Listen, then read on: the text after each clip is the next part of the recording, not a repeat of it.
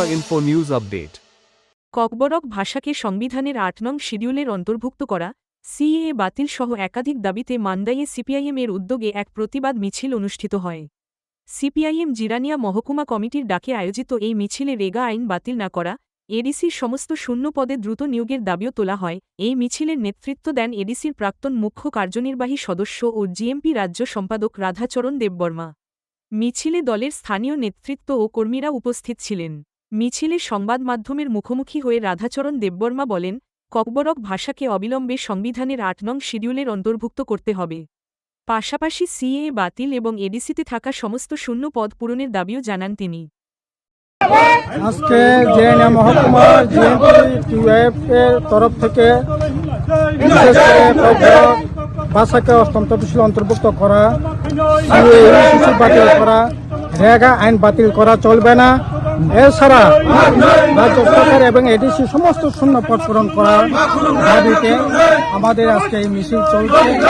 এই মিছিল থেকে আমরা আওয়াজ তুলছি, রাজ্যে একেবারে সীমাহীন দুর্নীতি যেমন চলছে, অপরদিকে কাজ খাতে চলছে, এর বিরুদ্ধে যাতে মানুষকে সংহত করতে পারি তার জন্য সংগ্রামে সেখানে কারণ আজকে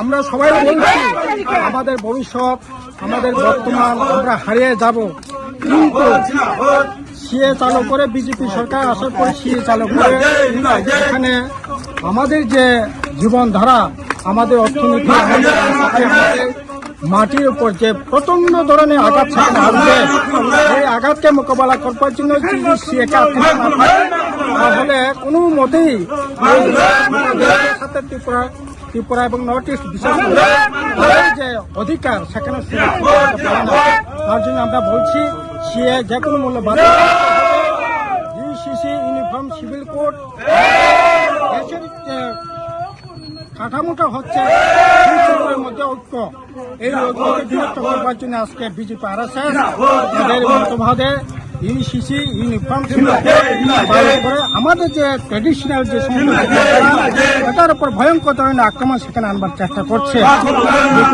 প্রশ্নে এই রাজ্যে 2005 সালে করার পর গরিব অংশের মানুষ ন্যূনতম যে কাজের অধিকার ছিল সেই অধিকারটুকু পর্যন্ত আজকে কেড়ে নেওয়া হচ্ছে। তার বিরুদ্ধে আমাদের আওয়াজ উঠবে, চলছে।